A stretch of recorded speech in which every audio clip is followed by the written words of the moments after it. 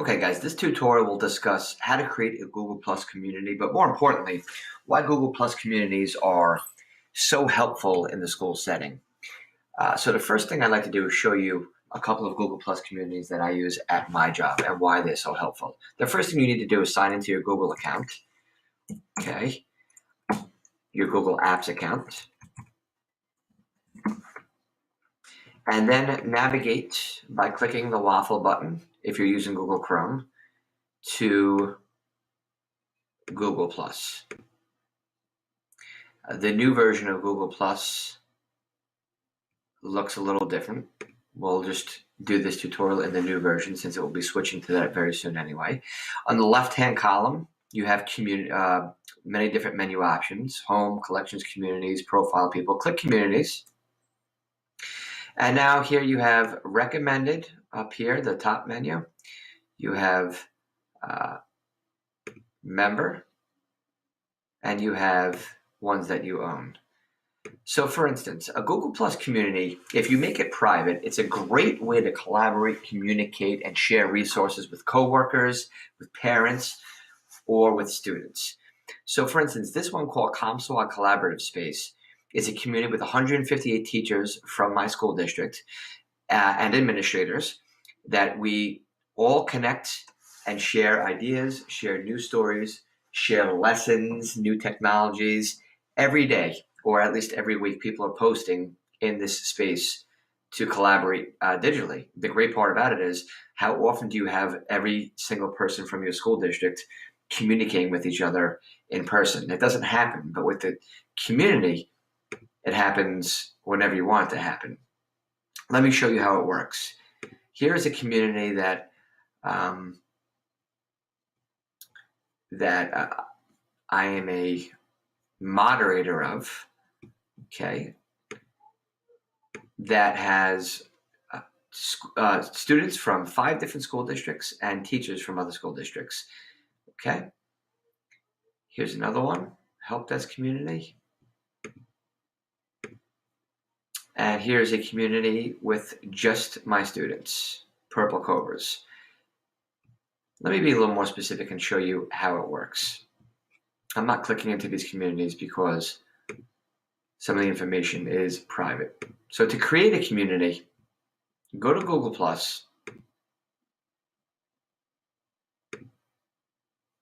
go to communities, go to create a community. Okay, name the community. We're going to call this sample community. Okay. First thing you can do is restrict it to the domain you're in. Okay, if we click that on, that means only people who are signed into edtechnologyspecialist.com can access this community. If we leave it off, that means it's not restricted. And this will say your school district's domain at comswag.k12.my.us, at westburyschools.org. Whatever your school's domain is what will be listed here. Then you have public versus private. If you have it on public, it means it's visible to anyone, anywhere. And if you have it on private, it says only invited members can join and see community content. So let's leave it on public for a second. If you leave it on public, it's visible to anyone, anywhere. You still have the option to require people to ask to join. Okay, so you have that on. That means everyone can see all the postings and they can search for the community, but they still have to ask to join. If you have that off, not only can everyone see the community, anyone can ask to join. Whenever you're dealing with coworkers and teachers, however, you probably want it on private, which means only invited members can join and see the community content. Okay? However, if you choose private, it still gives you another option. Do you want to be visible on search? Okay? If you leave that on, that means people can still search for community and ask to join.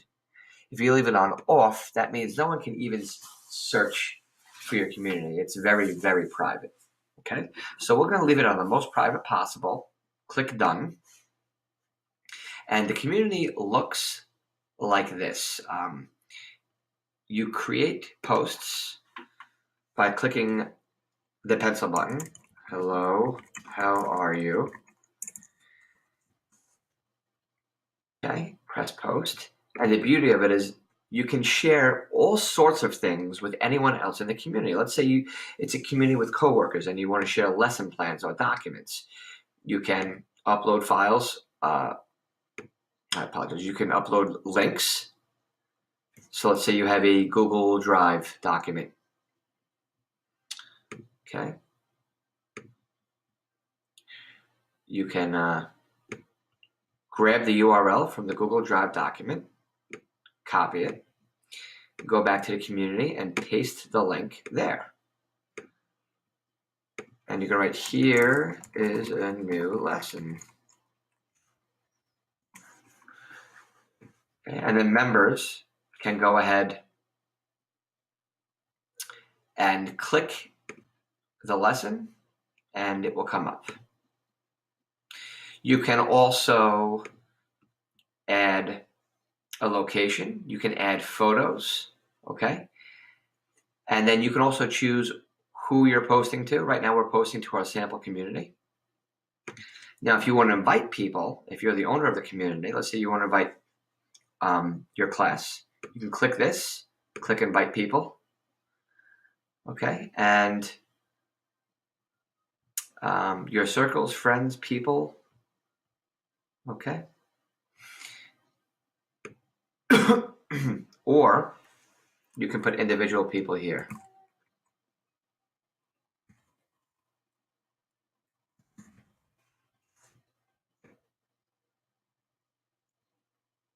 And hit done. Please join. Okay. And now once you do that, I'll switch to the other account.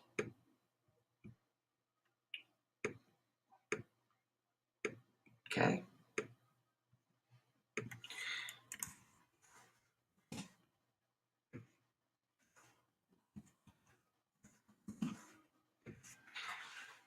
When the other account signs into Google Plus, you will be able to go to communities. If you click this button right here,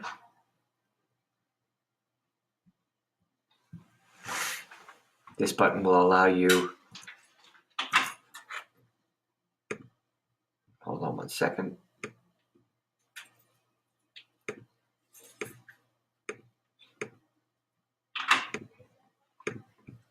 So the invite, one way you get the invite is just clicking the notification.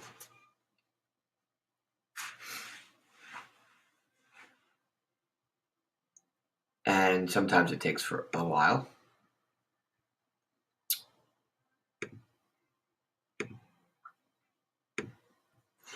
Sometimes Google Plus has glitches. So what I did in this case is I went to the community, I went to edit community, and I went from not letting people search for it to visible on search.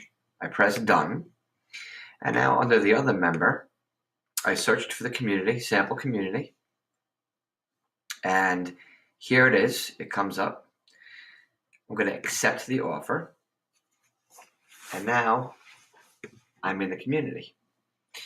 Now, what you can do, kind of like a Facebook like, you can give someone a +1. You can also comment.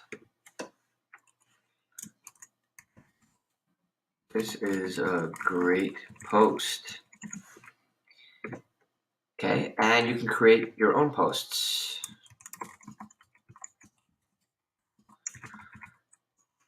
This Google Plus community, this whole concept is really ideal if you want students to share work, to share projects they did in one digital space that's private, that only they can see each other's work. They can comment on each other's work, post each other's, +1 each other's work.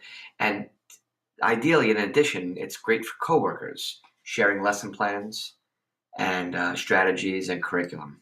So that's a really quick tutorial of how Google Plus community can work and what it's really used for. I use it with my students for them to post each other's projects and to comment on each other's